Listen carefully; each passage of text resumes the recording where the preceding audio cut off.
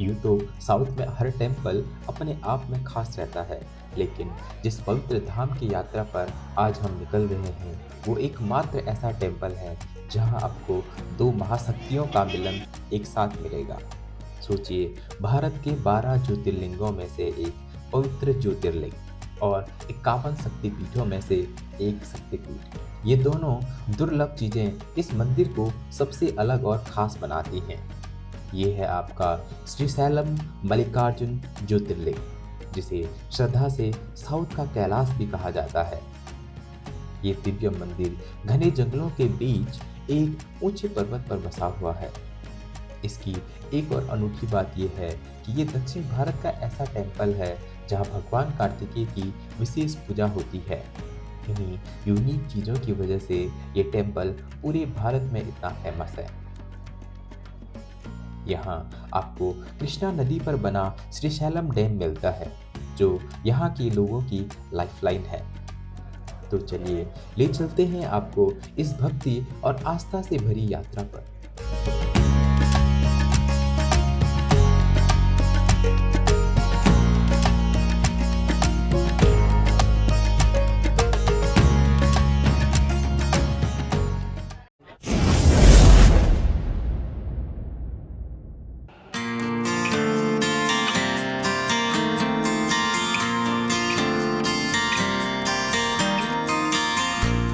हमारा सफ़र शुरू होता है बेंगलुरु से। तो गाइज अभी हम अपने बस के लिए चल रहे हैं। बाकी आज कहाँ चल रहे हैं त्रिपाठी भाई? श्रीशैलम मल्लिकार्जुन ज्योतिर्लिंग। तो आज हम मल्लिकार्जुन ज्योतिर्लिंग चल रहे हैं, जो वन ऑफ दी जो 12 में से एक ज्योतिर्लिंग है। क्योंकि हमें इतनी दूर जाना था तो हमने एक स्लीपिंग बस ली, लेकिन इस बार की यात्रा में शुरुआत में थोड़ा गड़बड़ हो गया।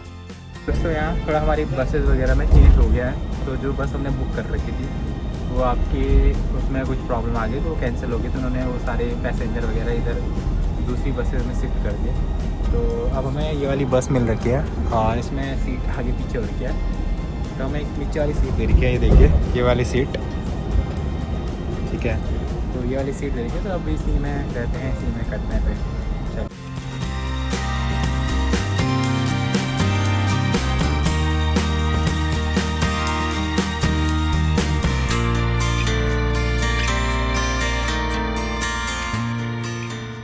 बेंगलुरु से श्रीशैलम करीब 500 किलोमीटर दूर है, जो लगभग 12-13 घंटे में कवर हो जाता है।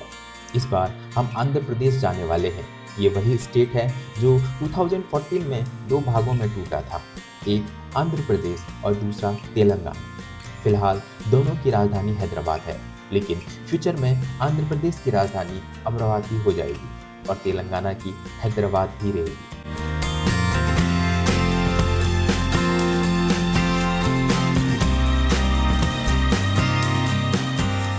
इन दो स्टेट्स की बाउंड्री पर एक विशाल डैम मिलता है जो हमें रास्ते में पड़ता है। ये है कृष्णा नदी पर बना श्रीशैलम डैम। ये डैम आपका तेलंगाना और आंध्र प्रदेश को डिवाइड करता है।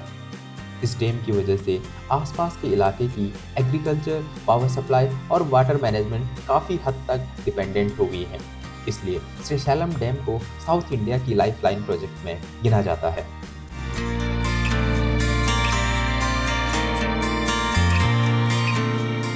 कृष्णा नदी को दक्षिण भारत की गंगा भी कहा जाता है, क्योंकि इस नदी से गहरी धार्मिक आस्था जुड़ी हुई है और ये दक्षिण भारत की सबसे पवित्र और जीवनदायी नदियों में से एक है।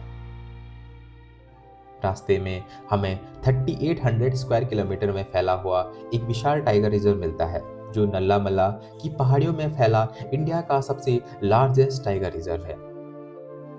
यहाँ का रास्ता इतना दुर्गम और संकरा है कि सिर्फ छोटी टैक्सी और छोटी बसेस ही जा सकती हैं।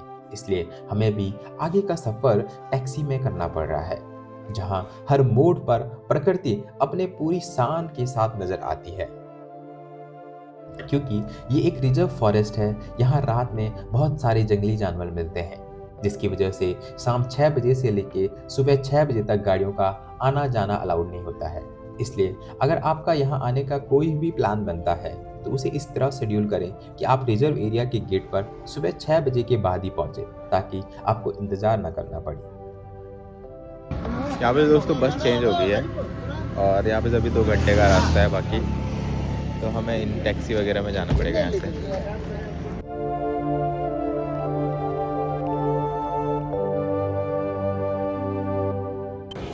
तो दोस्तों अभी 9 करीब बज चुके हैं और जस्ट अभी हम पहुँचे हैं यहाँ पे। बाकी जो ये पूरा एरिया है ये आपका रिजर्व एरिया है। इधर पूरा जंगल ही जंगल है और जो मल्लिकार्जुन मंदिर है ये पूरे इस जंगल के बीच है और जस्ट हम अभी पहुँच गए हैं यहाँ पे। और यही आपकी फाइनल है जहाँ पे से आगे आपको मैन टेम्पल दिखेगा। जैसे ही हम श्रीशैलम की धरती पर कदम रखते हैं, हमारा स्वागत इन खूबसूरत मूर्तियों से होता है जो इस जगह की प्राचीन कहानियों को बताते हैं।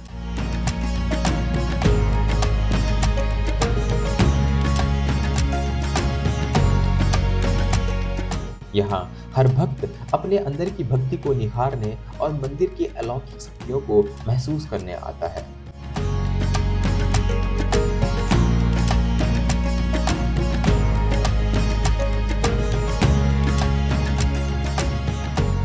ये मंदिर ग्रैंड साउथ इंडियन आर्किटेक्चर में बना हुआ है, जहाँ चारों दिशाओं में बड़े बड़े गोपुरम दिखते हैं जो मंदिर में प्रवेश करने का मुख्य मार्ग होता है।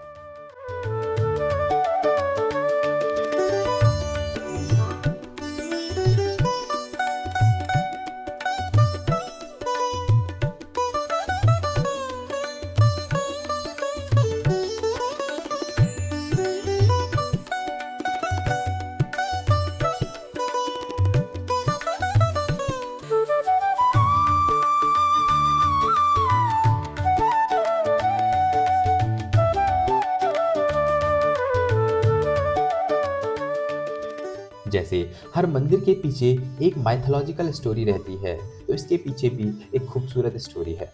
माइथोलॉजिकल मान्यताओं के अनुसार एक बार भगवान शिव और माता पार्वती ने अपने पुत्रों गणेश जी और कार्तिकेय जी के विवाह का प्रस्ताव रखा। उन्होंने शर्त रखी कि जो पहले पूरे संसार के 3 चक्कर लगाएगा उसका विवाह पहले होगा। कार्तिकेय जी के पास उनका वाहन मोर था, इसलिए वो काफी खुश हो गए और सोचा कि ये प्रतियोगिता वो आसानी से जीत जाएंगे, क्योंकि गणेश जी का जो वाहन है वो मूषक था जो इतना तेज नहीं भाग पाता है।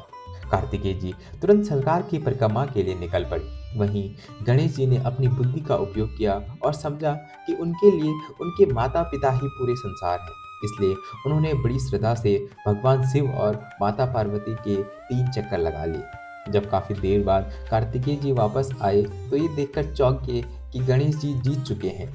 ये बात सच थी, लेकिन इससे कार्तिकेय जी को बहुत क्रोध आ गया और वो रुष्ट होकर नल्लामला हिल्स यानी श्रीशैलम की तरफ चले गए। भगवान शिव और माता पार्वती उन्हें मनाने और वापस ले जाने के लिए वहां पहुंचे, लेकिन कार्तिकेय जी ने वहीं रहने का निर्णय लिया। अपने पुत्र से दूर न होने के लिए भगवान शिव भी उसी स्थान पर विराजमान हो गए। तब से ये पवित्र स्थान मल्लिकार्जुन ज्योतिर्लिंग के रूप में जाना जाता है, जहां भगवान शिव मल्लिकार्जुन के रूप में और कार्तिकेय जी स्वामी के रूप में पूजे जाते हैं। ये पवित्र मंदिर सिर्फ ज्योतिर्लिंग ही नहीं बल्कि एक शक्तिपीठ भी माना जाता है। पौराणिक कथाओं के अनुसार जब माता सती ने अपने पिता दक्ष के यज्ञ में अपने पति का अपमान देखा तो उन्होंने योग अग्नि में अपने शरीर का त्याग कर दिया। तब भगवान शिव अत्यंत क्रोधित और दुखी हो गए। अपने शोक और क्रोध में शिव जी माता सती के निश्चित शरीर को अपनी गोद में लेके पूरे ब्रह्मांड में तांडव करने लगे। उनका क्रोध इतना भयंकर था कि पूरा संसार विनाश की ओर बढ़ने लगा। संसार की रक्षा के लिए भगवान विष्णु ने अपना सुदर्शन चक्र चलाया और माता सती के शरीर के अंग अंग अलग कर दिए ताकि शिव जी का क्रोध शांत हो सके। माता सती के ये अंग अलग अलग स्थानों पर गिरे। जहाँ जहाँ ये अंग गिरे वहाँ वहाँ शक्तिपीठ स्थापित हुए।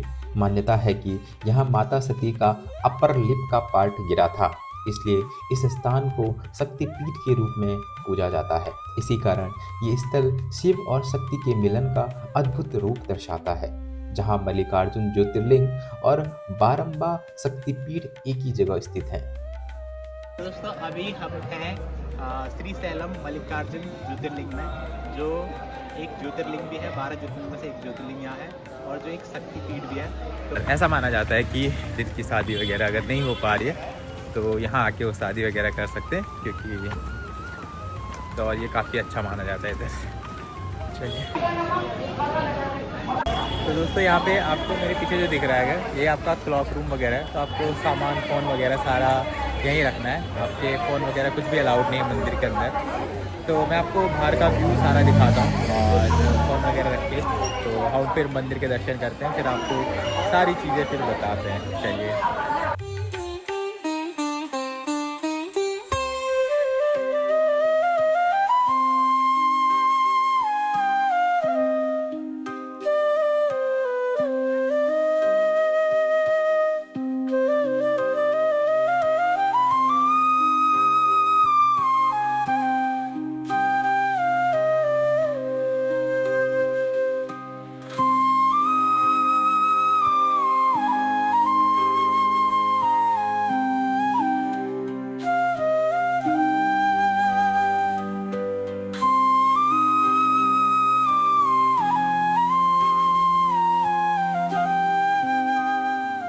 तो दोस्तों हमारे मंदिर के दर्शन हो गए हैं और मंदिर के दर्शन में करीब 1 घंटा करीब लगा हमें। बाकी यहाँ आपके अलग अलग टाइप के दर्शन है, फ्री दर्शन है, शीघ्र दर्शन है, अति शीघ्र दर्शन है, स्पेशल दर्शन है और इसके लिए आपको अलग अलग चार्जेस लगेंगे। तो ये वाली चीज़ें हैं दोस्तों कि फ्री दर्शन को आपको फ्री दर्शन नहीं है, वो उसका जो टाइम है वो बिल्कुल ही अलग है। आपका 2 बजे के बाद है वो पूरा टाइम और आपको पैसे लेने ही पड़ेंगे। अगर आप फ्री दर्शन ना भी करना चाहो फिर भी आपको लेने ही पड़ेंगे, क्योंकि उसका जो टाइम है वो 2 बजे के बाद है। अब क्योंकि हम हमेशा फ्री दर्शन करने चाहते हैं और क्योंकि उसमें ही मज़ा आता है, लेकिन यहाँ फ्री दर्शन आपके 2 बजे बाद होने वाले थे तो फिर हमें भी स्पेशल दर्शन या पैसे दे के दर्शन करने पड़े, जो कि नहीं होना चाहिए। जो आपके जिनके पास पैसे नहीं होंगे वो कैसे करेंगे वो सारे लोग दर्शन। ये ऐसा टेम्पल है जहाँ आप ज्योतिर्लिंग के और शक्तिपीठ दोनों के दर्शन कर सकते हैं। और मल्लिकार्जुन ज्योतिर्लिंग ये मात्र एक ऐसा टेम्पल है।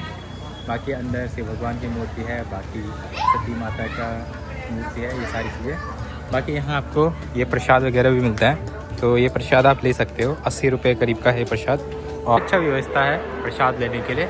बाकी आपको प्रसाद एक डब्बा मिलेगा, 400 ग्राम का है वो और 80 रुपये करीब का है, तो काफ़ी सही है, काफ़ी बड़ा है, इसमें काफ़ी अच्छा प्रसाद है, मतलब टेस्टी है। सफाई वगैरह काफ़ी साफ़ है यहाँ। और फिर यहाँ अंदर महिलाओं का काफ़ी योगदान वगैरह है, तो आपको बहुत सारी महिलाएं वगैरह दिखेंगी जो रेड ड्रेस में आपको काम करते हुए दिखेंगे या आपको डायरेक्शन देते हुए दिखेंगे, तो काफ़ी सही है। बाकी आज क्रिसमस का डे है और काफ़ी भीड़ वगैरह है यहाँ।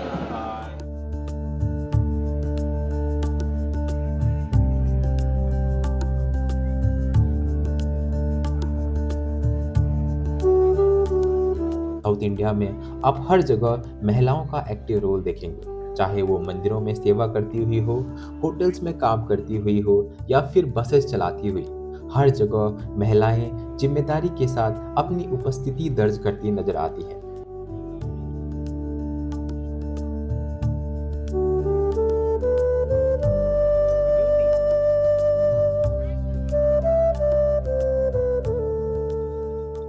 आपने पुष्पा मूवी तो देखी ही होगी, जिसकी पूरी कहानी आंध्र प्रदेश के चंदन के इर्द गिर्द घूमती है। अब क्योंकि हम आंध्रा में हैं, तो यहाँ आपको हर दुकान में चंदन के बड़े बड़े टीले दिखेंगे, जो दूर से देखने पर कुछ और ही लगते हैं, लेकिन ये इस मिट्टी की महक और पहचान है।